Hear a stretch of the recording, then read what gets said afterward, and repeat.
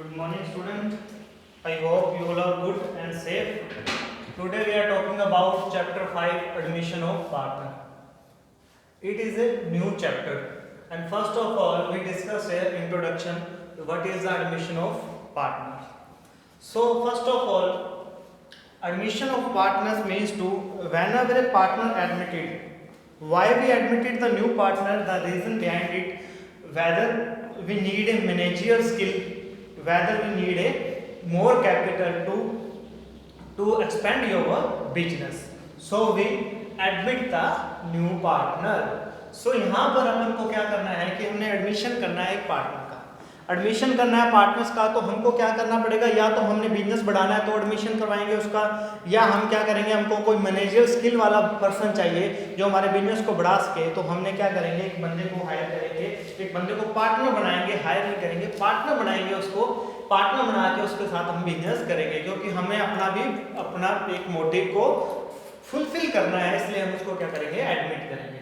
So according to the section 31st, according to the section 31st of Indian Partnership Act 1932, of Indian Partnership Act 1932, a person can be admitted as a new partner.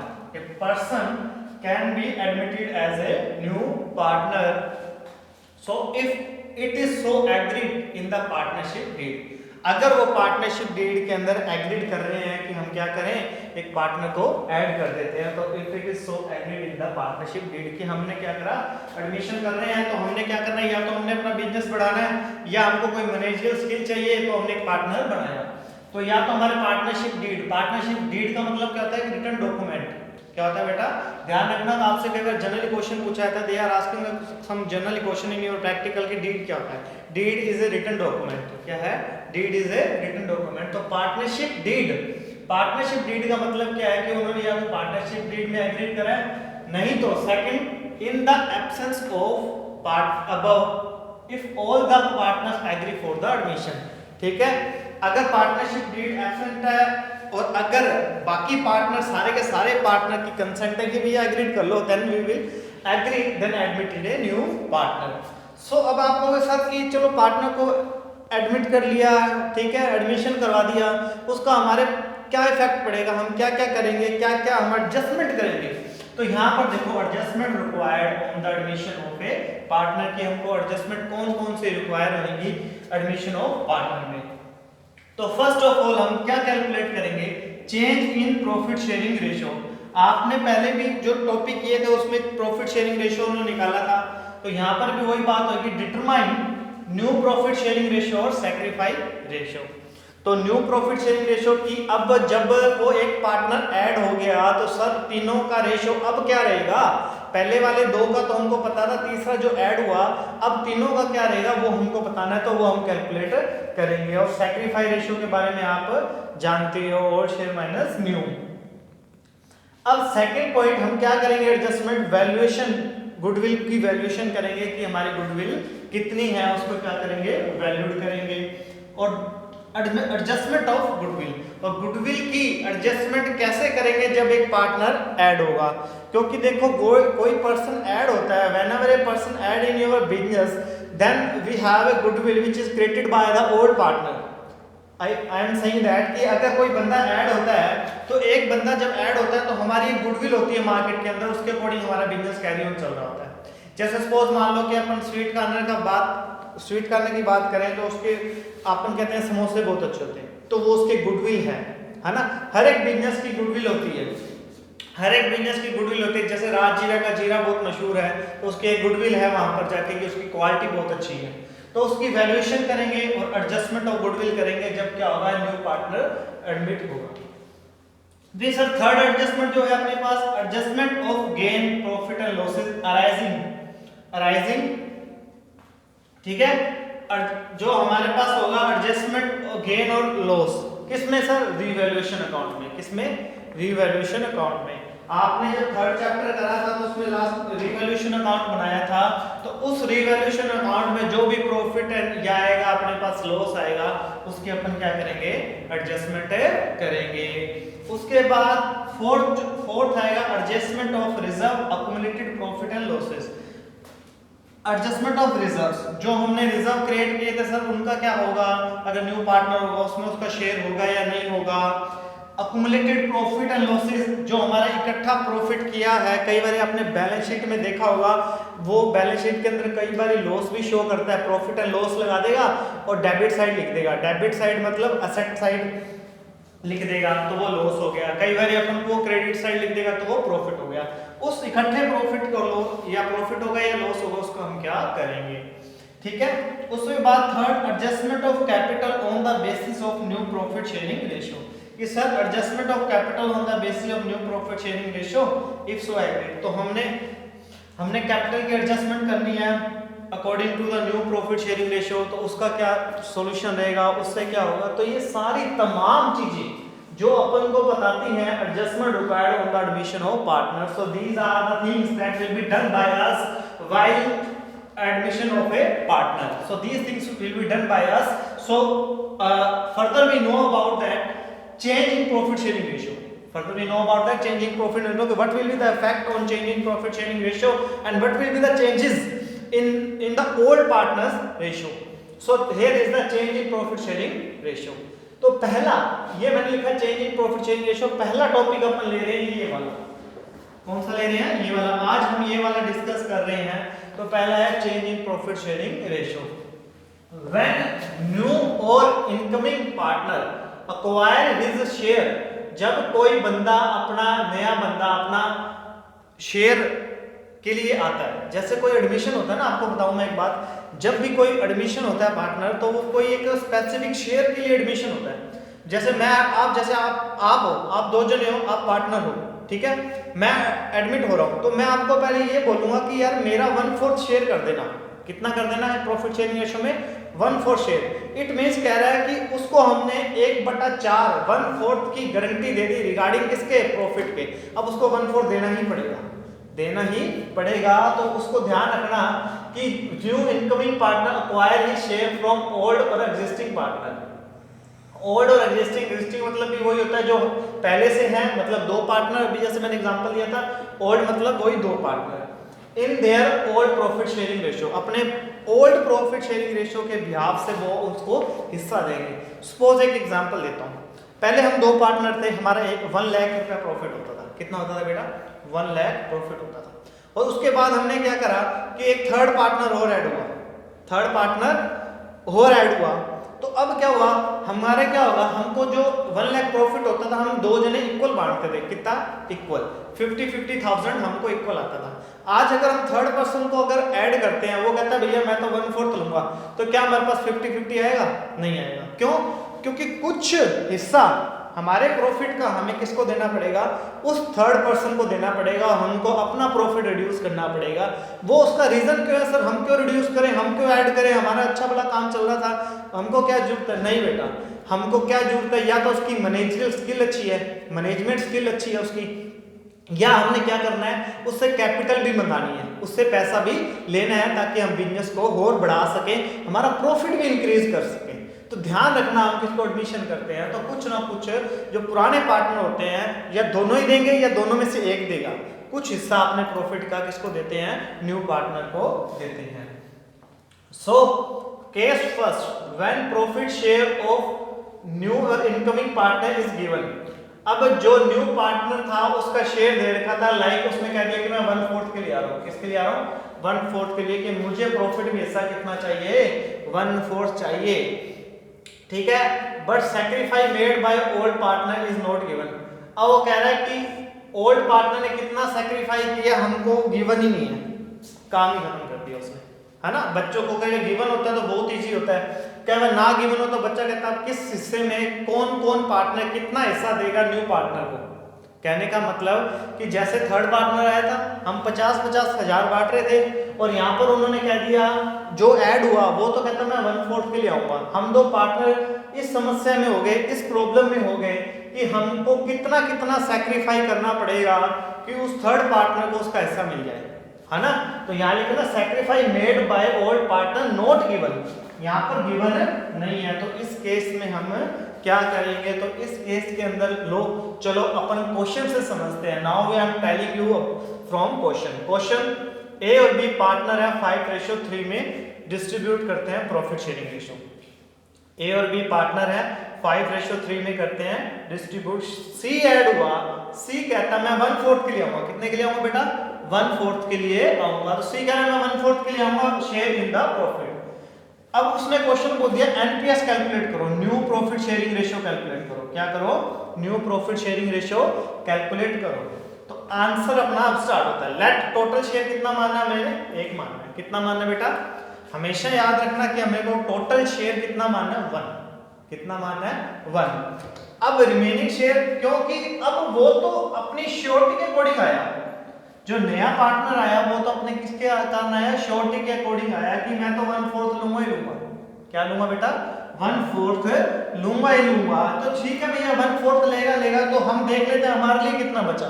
It means that कि how much left with old partner, कि कितना old partner के पास बचा। तो वो कहता 1/4 के लिए आऊंगा। तो यहाँ पर हमने लेट टोटल शेयर कितना माना? 1 माना। 1 माना तो 1 में से 1/4 किया, क्योंकि उसका तो शेयर पक्का ही है, उसको तो हमको देना ही पड़ेगा।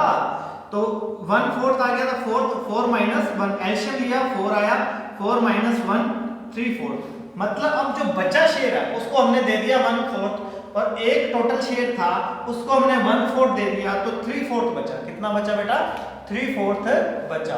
अब 3/4 बचा, 3/4 में अब यहाँ पता है नहीं कि 3/4 में कौन कितना लेगा, तो हम इसको distribute the remaining share to old partner in 5:3।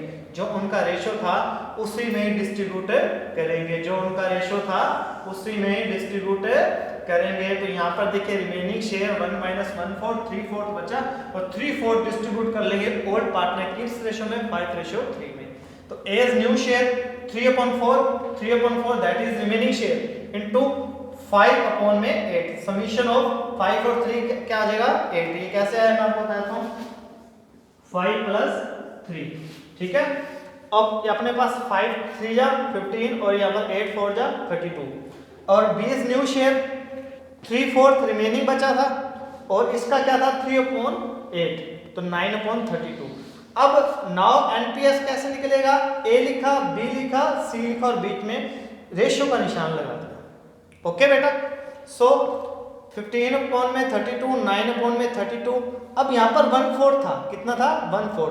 और ये तीनों चीजें हमको बराबर करनी होती है। यहाँ पर 32 है, ठीक है, यहाँ पर 32 है, यहाँ अब यहाँ पर भी 32 आना चाहिए। कितना आना चाहिए? यहाँ पर 32 आना चाहिए, तब जाके हमारा न्यू प्रॉफिट शेयरिंग रेशियो बनेगा। ध्यान रखना कि यहाँ पर भी 32 आना चाहिए, क्योंकि उसका तो 1/4 शेयर ही था। कितना था? 1/4 शेयर ही था। तो यहाँ पर क्या करेंगे? इसको 32 करना है तो किससे इंटू करेंगे? 8 से। फिर जो इससे इंटू होगा वो भी ऊपर इंटू होगा, ध्यान रखना, दोनों में कॉमन इंटू होगा। तो मैंने 8 1 जा 8 और 8 4 32। अब 32 बराबर आ गए, मैंने तीनों को कट कर दिया, तीनों को कट कर दिया, तो मेरे पास रेशो क्या बचा? 15:9:1। तो that is new profit sharing ratio 15:9:8। तो ये हमारा आंसर था और ये हमारा टॉपिक था। Now we have a second case when share of new partner is given. Share of new partner is given and also new profit sharing ratio of old partner is given. ध्यान रखना बेटा, also new profit sharing ratio किसका? Old partner का given होगा। इसमें यही difference है, पहला केस और सेकंड केस का सॉल्यूशन मोस्टली सेम है, बट आपको यहाँ पर ये लगेगा सर आपका पहला सॉल्यूशन, पहला जो केस था वो भी सेम है, सेकंड नहीं बेटा। यहाँ पर क्या है कि नए पार्टनर का फ्यूचर प्रॉफिट दे रखा है, फ्यूचर प्रॉफिट दे रखा है, और न्यू पार्टनर कितने के रेशो के लिए आएगा, रेशो के लिए आएगा वो भी दे रखा है। क्वेश्चन कैसे? ए और बी आर पार्टनर है, ए और बी पार्टनर्स हैं, दे एडमिट सी, किसको ऐड किया बेटा? सी को, फॉर 1/4 शेयर। अब इसका तो आ गया कि सी को एडमिट किया है 1/4 शेयर के लिए, और यहाँ पर लिखा है इन फ्यूचर, क्या लिखा हुआ है? In future. यहाँ यही बात बोला था ना, new profit sharing ratio of old partner is given. New profit sharing ratio मतलब फ्यूचर रेशियो गिवन होगा। बस पहला केस और केस में यही डिफरेंस है कि हमारे जो ओल्ड पार्टनर रहेंगे उसका न्यू फ्यूचर रेशियो दे देगा होगा। प्रॉफिट शेयरिंग रेशियो बिटवीन ए और बी वुड बी 2:1। क्या होगा? 2:1। उन्होंने कह दिया कि हमने ए को ऐड किया और ए को ऐड किया तो 1/4 के लिए किया, और उसका इनका क्वेश्चन के अंदर बताया कि इन फ्यूचर रेशो उनका क्या रहेगा 2:1। तो आंसर कैसे होगा sir? Mostly, probably, same as case first, like that. Let total share कितना मानते थे 1, रिमेनिंग शेयर क्या किया था 1 - 1/4 3/4। ये तो सर हमको पता ही था, हमने पहले केस में भी तो ये किया था। अब सेकंड एज न्यू शेयर, देखिए 2/3 फ्यूचर रेशियो का आएगा, 2/3 2 में इनका total 2 + 1/3, 2/3 into 3/4, 3/4 remaining share 2/3 into 3/4 6/12। 20 new share 1/3 1/3 1 में 2 + 1/3, 1/3 into 3/4 remaining share 3/12। So NPS ABC 6/12 3/12 1/4, because वो कितने के लिए ऐड हुआ 1/4 के लिए। कितने के लिए ऐड हुआ 1/4 के लिए। मैंने आपको कहा था कि नीचे वाला बराबर होगा तभी क्या आएगा NPS आएगा। नीचे वाला बराबर करना है 12 लाना है तो किससे इंटू करेंगे 3 से। तो मैंने कहा था दोनों साइड 3 से इंटू होगा, कॉमनली किससे होगा 3 से इंटू होगा, 3/3 3/12। सो NPS 6:3:3। तो ये आंसर अपना था किसका केस सेकंड का। ध्यान रखना फर्स्ट केस और सेकंड केस में एक चेंज है यहाँ पे, इनका फ्यूचर रेशियो देर का किसका ओल्ड पार्टनर का, किसका ओल्ड पार्टनर का। तो ध्यान रखना बेटा सेकंड केस। और उसके बाद हमारे पास कौन सा केस आ गया थर्ड केस। कौन सा आ गया third case, when the new और incoming partner acquire his share from the old or existing partner. मतलब न्यू पार्टनर आया, उसने अपना हिस्सा एक्वायर किया किससे ओल्ड पार्टनर से, ठीक है। कहां पर इक्वली, किससे किया गया इक्वली किया। ध्यान रखना ये केस में एक डिफरेंस क्या है इक्वली, कि उस बंदे ने जो नया ऐड हुआ उसने अपना शेयर किससे लिया ओल्ड पार्टनर से लिया, कहता है इक्वली लूंगा। क्वेश्चन देखते हैं, ए और बी दोनों पार्टनर थे, ओल्ड पार्टनर थे, एग्जिस्टिंग पार्टनर थे। एग्जिस्टिंग मतलब भी क्या होता है ओल्ड पार्टनर थे जो पहले थे। 5:4 में सी ऐड हुआ 110 के लिए, उसने एक्वायर करा इक्वली फ्रॉम बोथ से, बोथ मतलब ए एंड बी से। उसने इक्वली एक्वायर किससे करा ए एंड बी से। तो ए ने सरेंडर किसी भी रेशियो का इक्वली करना है तो उसको 1/2 से करते हैं, इनटू किससे करते हैं 4 इक्वली। मैं यहां लिख देता हूं 4 इक्वली को अगर किस इक्वली करना है किसी शेयर का तो उसको किससे इनटू करना है 1/2 से इनटू करना है। किससे करना है बेटा 1/2 से इनटू करना है। तो अब ए है सरेंडर, क्योंकि ए इक्वली सरेंडर करेगा बी भी इक्वली करेगा। ए 1/10 का इक्वली करेगा तो 1/20 आ जाएगा ए, क्योंकि ये सी किसके लिए ऐड हुआ है 1/10 के लिए। तो 1/10 को फिर इक्वली करेंगे, क्या करेंगे फिर इक्वली करेंगे, क्योंकि एक रेशियो जो टोटल है एक 1/10 है, इसका इक्वली करेंगे तो हमको इक्वली निकालना पड़ेगा ताकि हमको पता चले ए कितना सरेंडर कर रहा है और बी कितना सरेंडर कर रहा है। तो 1/10 1/10 into 1/2 1/2 120 120। इट मींस ए कितना सरेंडर करेगा 120, बी कितना सरेंडर करेगा 120। तो न्यू शेयर का फॉर्मूला आता है old share minus share surrender. Old share उनका क्या था 5:4 मतलब 5/9 और 4/9, 5/9 और 4/9। सरेंडर कितना करा 120 और 120। तो here is as new shares, old share अपना कितना है 5/9 और शेयर सरेंडर कितना है 1/20। एलसीएम लिया 100 - 9 90 1/180 आ गया।